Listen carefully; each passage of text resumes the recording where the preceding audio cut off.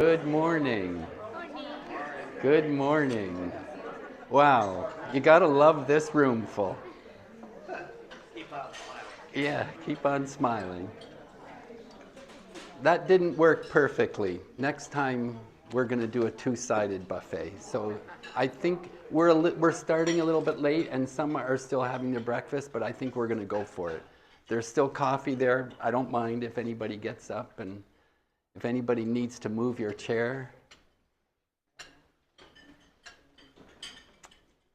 I couldn't be happier. This is a nice room full. I just love standing here and looking at you all. Thank you. We love you. We love you. Thank you. We're going to have a big year. We've got big ideas for these seminars this year, and today's just the start. Excuse me. We shared something wonderful together. Do you realize that we had breakfast 75 times? 18 years. We started in 2002 and only quit in 22 when COVID struck. Josh was 9 years old. And I can tell you that he still asks about you. And when things are going on in your life, we tell Josh about you, and he's still always interested. So if you didn't say hi to Josh yet, please do before you leave. He'd like that. And he'll introduce you to his beautiful girlfriend, Alex. We're all kind of excited. So, we're going to talk this year about how to grow our wealth, how to increase our well-being, and how to make the world better. We're not fooling around this year. A couple of housekeeping. There is a coat room out there, so you're welcome to hang your coat up or bring your coat in. There's washrooms out there. Please make sure your phones are off. And if we're near your birthday, would you please take the flowers home from the table today? Somebody at each table, please take home the bouquet. I hope I can keep you awake this morning. I actually practiced this in front of the mirror at home, and I fell asleep.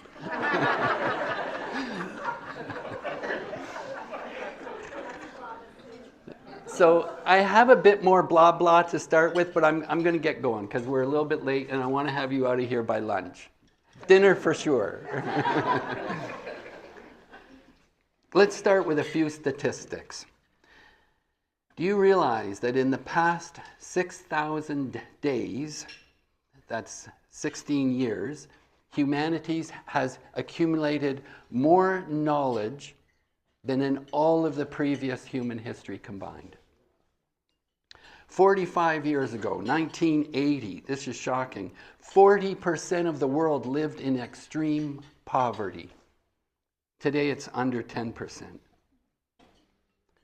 Throughout 99.9% of human history, we did not have the means to destroy life on planet Earth. We have numerous capacities today to destroy the planet, and all of that technology has been developed in the past 80 years. This morning we're going to set the table. We have to lay a foundation for this year. We're only meeting 4 times this year. Please don't miss one. But today we're going to just kind of lay the foundation, set the table with 2 questions. What is going on in the world, and how does life work?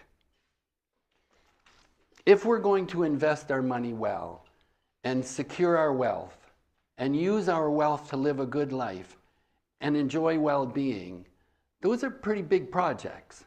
And so we need to have a great framework to do our thinking within. And so that's where we need to understand what's going on in the world and understand how life works. But before we do that, we have to talk about Warren Buffett and Charlie Munger. A great era has come to an end. Charlie passed away 2 years ago, just 33 days before his 100th birthday. And he was determined. They had a big party planned. He was determined. But a couple of months before his 100th birthday, he knew it was time. He went into the hospital, and it's emotional. I knew I was going to have trouble with this. Charlie Munger and Warren Buffett are our life. I mean, they've been our teachers. Anyways, one day in the hospital, he asked everybody to leave the room, and he phoned Warren Buffett. You have to realize Warren Buffett and Charlie Munger had a telephone friendship because Charlie was in California and Warren was in Nebraska. Charlie phoned Warren one last time, and they had their farewell, and a couple of days later, Charlie passed. December 31st, 2.5 weeks ago, Warren Buffett retired, age 95. And Greg Abel has now taken over the reins, a Canadian from Edmonton, Alberta. Greg is more than ready to take over, to fill those big shoes. He has been with them for 20 years. And he one time tells a story of what it's like to being in school with Charlie Munger and Warren Buffett for 20 years. He says one time they were stuck at the airport. Their flight was delayed, and Warren is chewing on his peanut brittle. Charlie is drinking a can of Diet Coke, and Greg Abel is sipping on his bottle of water. Finally, Greg can't take the silence anymore, and he breaks out, "What are you guys thinking about?" Warren says, "I'm trying to think of a really smart decision I can make that I'll be very pleased with 10 years down the road." And Charlie says, "I'm trying to think of a really stupid decision that I can avoid." Greg goes on to say, that's what life with Warren and Charlie were about. For Patty and I, Warren and Charlie are the role models for how to keep working into your 70s, 80s, 90s. That's the goal. And what Warren and Charlie showed us is you got to start building your team early. And that's what Patty and I are working on these days. You might be surprised. Anna Maria this spring will already have been with us for 4 years. Yeah, thank you. Anna Maria's just got that something. I don't know, it's in the DNA. You can't teach that stuff. She's just got it, and she's doing amazing work. She's going to do amazing things at Bluestone Financial yet. And Bhaskar, I might pick on you if you'll stand up, please, because nobody's met you. Bhaskar has just joined us this week, so we're happy to have him here. Thank you. Thank you. Good week, Bhaskar. That was a good start. Yes, I think we maybe nailed it. So, and in a few months, Juanita, she's sitting beside Patty, will have been with us for 20 years already. And Patty and Juanita, I'm starting to think they should have just been sisters. They're sisters. And those two are, you don't know it, but they're the ones doing most of the work and getting the least amount of credit. They're the ones who keep the trains running. So, yes, thank you. Yes. Okay, Warren Buffett and Charlie Munger, why do they matter? Because they taught the world how to invest. Our story goes back 100 years. In the 1920s, there's a professor at Columbia University named Benjamin Graham who's watching the stock market go up, up, up, up, up, and people buying all the way up. And then you know what happened next, 1929. Benjamin Graham is horrified to see so many people lose so much money.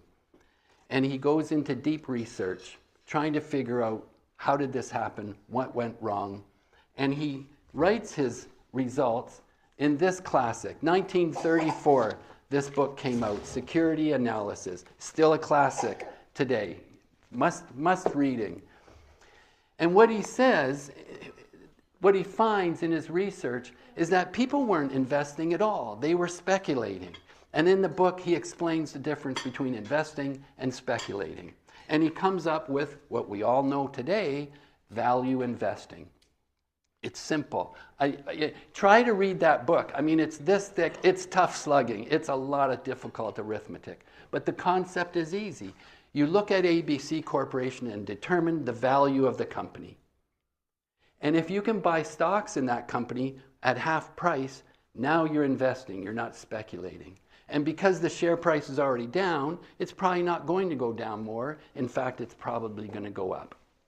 I get it. Value investing. Jump ahead a few years, 1950. 20-year-old Warren Buffett graduates from university, trying to figure out what he wants to do with his life. He picks up Benjamin Graham's second book, still a classic, The Intelligent Investor. And immediately, Warren knows what he wants to do with the rest of his life. He packs up, goes to New York City, signs up at Columbia University, and does a master's in economics. And guess who he studied under? Benjamin Graham. He graduates, works for Benjamin Graham a little bit, then sets out on his own, he finds a bunch of wealthy people, manages their money. It's going great. Jump ahead a few more years, 1959, one of his investors says to Warren, I know somebody you've got to meet. She knows Charlie Munger out in California. So she puts together a dinner party at her home, phones Charlie, says, Charlie, get on a plane, get out here to Nebraska. I want you to meet somebody. She arranges the dinner party. Warren and Charlie are sitting beside each other. Instant friends. They just click. A few more years ahead, 1962, this is 3 years after they met, Charlie Munger's got an amazing law practice of going out in California. He's a graduate of Harvard Law School. Quits. Says, I want to work with Warren Buffett and do investing. These two become partners, form probably the greatest friendship and partnership of the 20th century. Warren used to kid Charlie that he was his consigliere, but actually the two of them always said they were thinking partners. That's what they did, was they thought. There's no surprise in the friendship. They had so much in common. They were both voracious readers. They both tried to read a book a week. And so no end of stuff to talk about. Also, they shared something else, a terrible diet. If you asked Charlie what his favorite meal was, he would say a Costco hot dog. Later in his life, people would ask Charlie, what's the secret to long life? And he would say, lots of Diet Coke. So these two pals have a problem, a sharp disagreement. And that's Benjamin Graham. Benjamin Graham is Warren's hero. He named one of his children after Benjamin Graham. And Charlie didn't like Benjamin Graham. Benjamin Graham did have, he was a little bit of he had a personality that could grind on people. But it was more serious than that. Charlie didn't like value investing. Not at all. Charlie was a growth investor. He wanted to buy companies that were growing. Charlie's argument was, when a company grows, the share price follows. I get that. And these two they couldn't come to terms with it. Then, what happens when you put peanut butter and jam together? They put value investing and growth investing together. Buy growing companies when you can get the share at a deep discount. And financial genius was born. And the rest is history. Charlie used to say, Benjamin Graham taught us how not to lose money. Warren and I figured out how to make money. Patty and I have struggled with this goal for many years, and Bhaskar and Anna Maria now are inheriting the burden. We have 3 goals. We want your investments to be safe, we want your investments to grow, and we want your investments to provide you with income in your retirement. So what we do is look for portfolio managers that follow the Benjamin Graham, Warren Buffett, Charlie Munger idea of buying growth stocks at a deep discount. It's as simple as that. That's our search. So come back in April, because I'm going to tell you where we're looking for these portfolio managers now, where we're finding new avenues to pursue this goal. Exciting things are happening. Okay, let's go on with our 2 questions. What's going on in the world, and how does life work? What's going on? We live at an extraordinary time in human history, a watershed moment. When I've said this to you before, when we get to heaven and people are asking us, when did you live? Oh, I lived in the year 1800, I lived in the year 2000. And they find out when we lived, they'll be amazed. Wow, you watched that time of history? Yes, we live in a watershed moment. We live in a time of unprecedented health and wealth. No humans have lived such wonderful lives as we live. And at the same time, we are facing unprecedented danger and risk. It's a transformative moment. Two futures lie ahead of us. One is a future of peace and prosperity. Another future is catastrophe and destruction. Never before has the future been so full of promise and so full of peril. Our era began in the middle of World War II with the development of the nuclear bomb. For the first time, humanity had the capacity to destroy life on planet Earth. The saving grace was it was only one threat. And the Americans and Soviets managed to avoid Third World War and catastrophe. But now we face numerous global threats. So the risk rises exponentially. I'm going to just mention 5. 1, of course, we still have the capacity to destroy the world with war. 2, we now have the capacity to destroy the world with pollution. 3, COVID-19 was just a warning. Engineered pathogens could rip around the world and wipe out 1 billion people. 4, global dysfunctionality. If you look at our hospitals, schools, religious bodies, political parties, governments, corporations, they are rife with corruption, incompetency, and malfunction. And we're in Canada, where it's not that bad. Look, Venezuela, Russia, Cuba, Iran. These are non-functioning nations that hundreds of millions of people live with. And number 5, powerful thinking machines are coming our way. And in a weakened humanity, in weakened societies, it's downright frightening. That's the case for pessimism. There is also a case for optimism, and I'll mention 4. The human spirit should not be underestimated. We are the carriers of enormous resilience and creativity, and the planet, animals, plants, you and I are filled with an enormous life-driving force.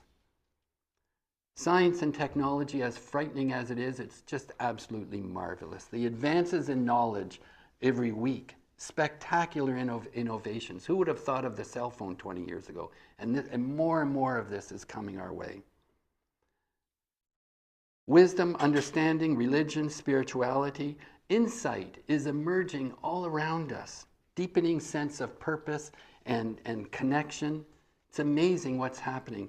And lastly, not to be forgotten, the science of psychology.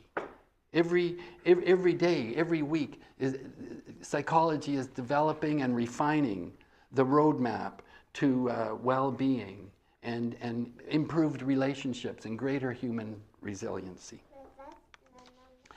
So which is it? Peace and prosperity or mass destruction? It's tempting and it's even comforting to think, Terry, don't you think you're being a little extreme this morning? But that sadly misses the point. The power that humanity now holds in the palm of their hand is overwhelming. So what's the solution? Better government, better institutions, better schools, better churches, better hospitals, better NGOs. The problem is that's been the approach of the last 5,000 years. And look where we stand, at a precipice. We're either falling off the cliff or we're growing wings and soaring. What got us here actually isn't going to get us there. So is there an answer? What is the answer? And I will propose that there is only one way to make the world better, and that's by making people better, beginning with me. And that brings us to the second question. How does life work? I was struggling with this. I knew what I wanted to share with you this morning. I knew what I was thinking about, but I couldn't come up with just a guiding theme. How do you attack this question? How does life work? Then on Boxing Day, Patty and I went to see the movie Song Sung Blue.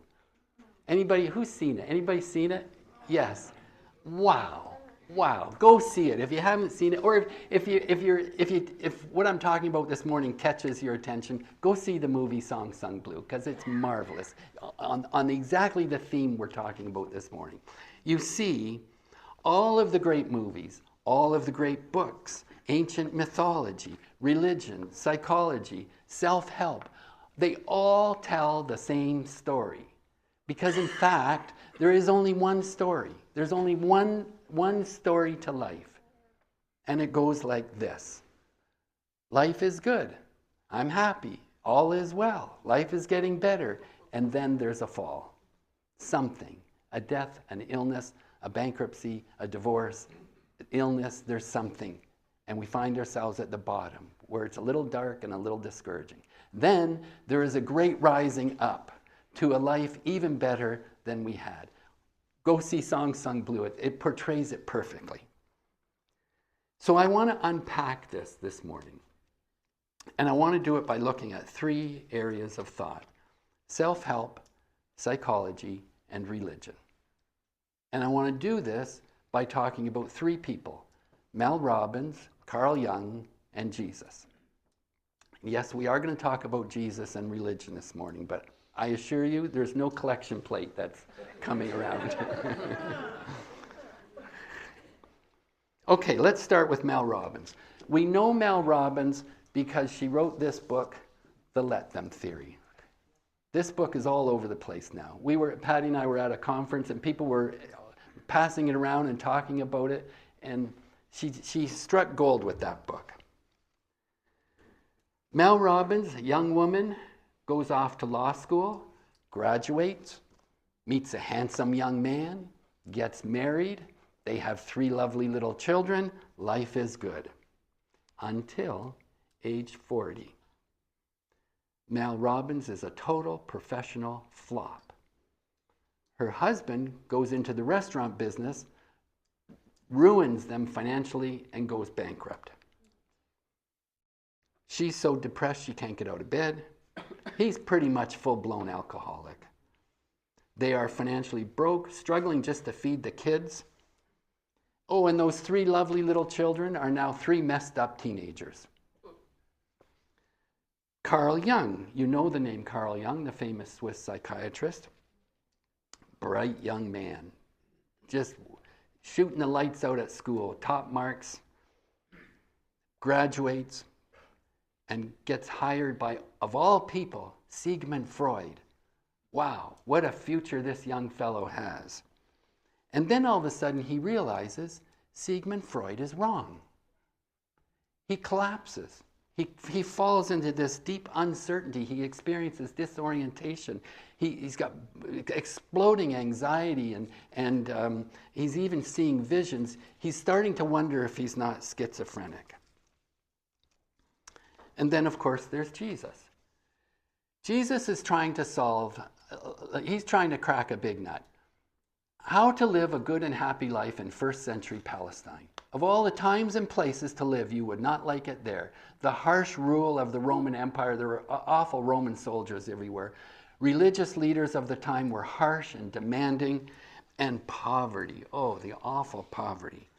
Jesus is struggling with how can we help these poor people? He goes into a deep inner struggle, has mystical experiences, hears voices, sees visions, and he finds a deeper truth, a richer truth, starts his preaching career, gaining followers, and then you know what happens. He's arrested and executed. So that's the story so far. So now these 3 people are at the bottom: darkness, pain, discouragement. Mel Robbins starts by finding a way out of bed. And then she goes into deep research in psychology. And she pieces herself together. She pieces her family back together. And she writes an autobiography named The Let Them Theory. Amazing honesty. I don't think I would hang my dirty laundry out in front of the world like that. She tells it all. I see a head shaking. She tells it all. But the book strikes a chord with millions of people. And now she's an international author and an international speaker.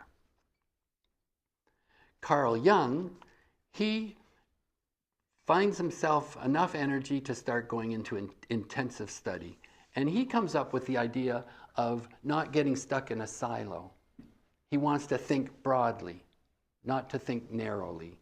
And so he studies psychology, philosophy, religion, ancient mythology, searching for the big truths. Actually, that's what we're doing this morning. What we're doing is Carl Jung. We're looking at self-help, psychology, religion. Who else is good at this? Charlie Munger and Warren Buffett.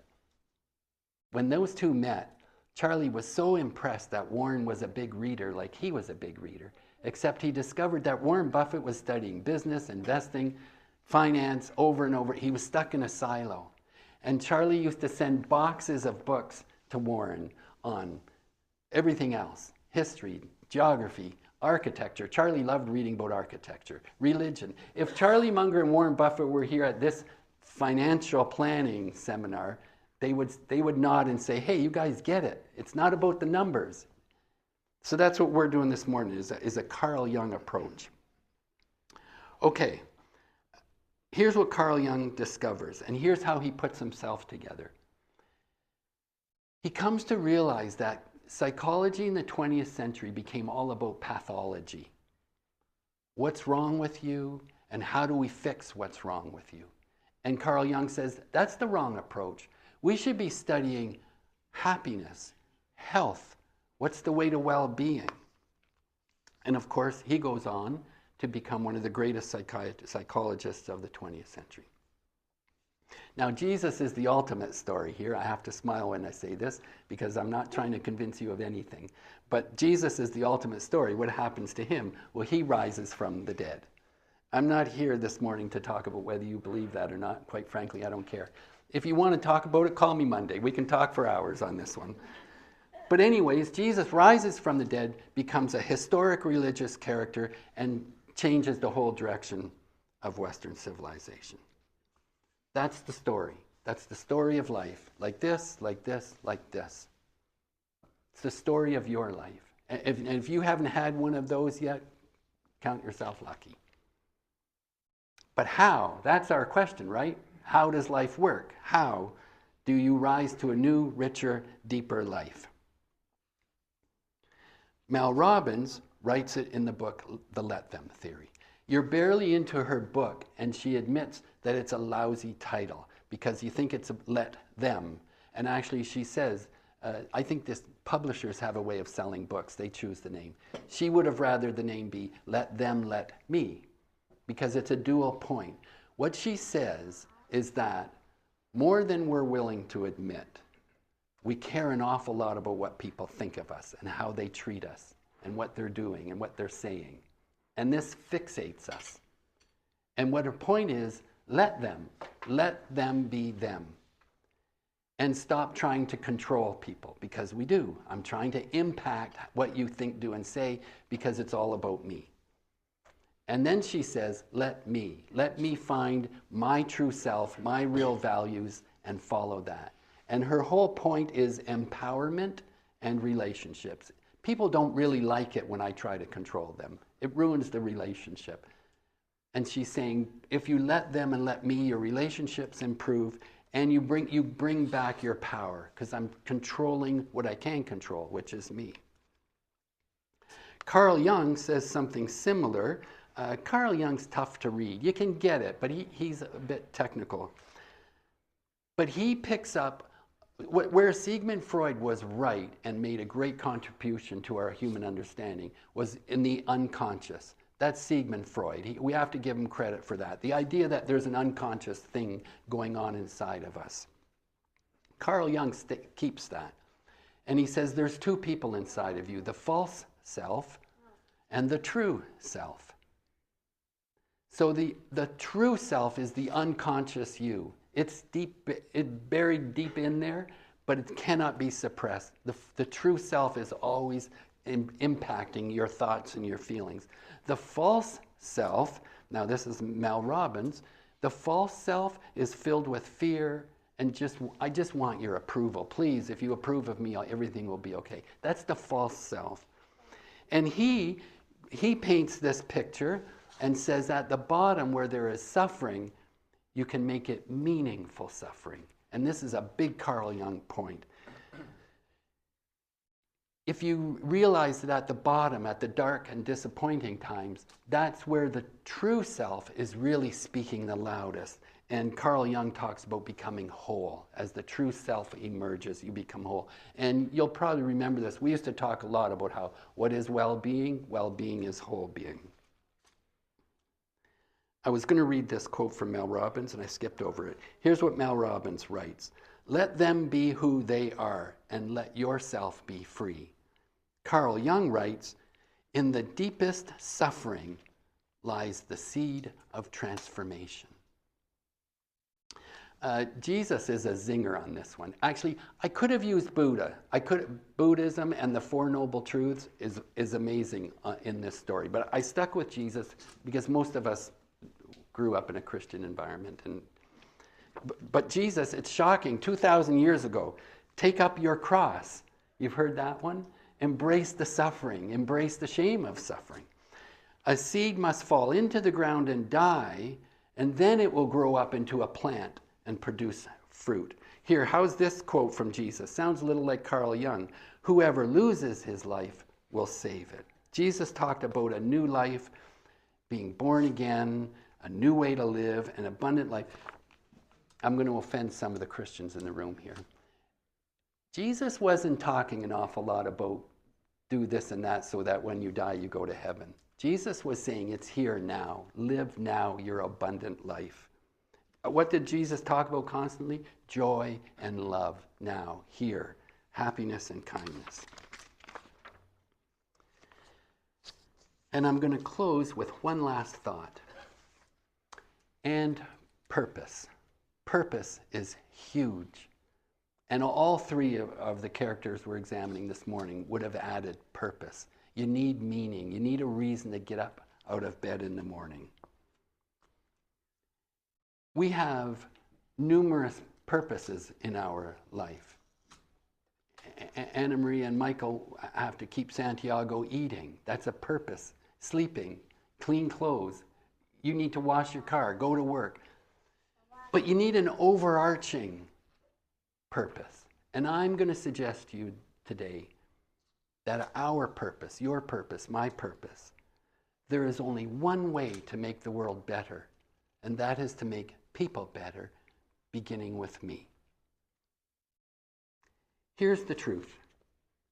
People are watching you more than you know. Friends, family, neighbors, strangers in the grocery store are watching you. Because you do give something off. You're securing wealth. You're enjoying well-being. You're living a good life. And the thing about happiness and well-being and wealth is that it's contagious.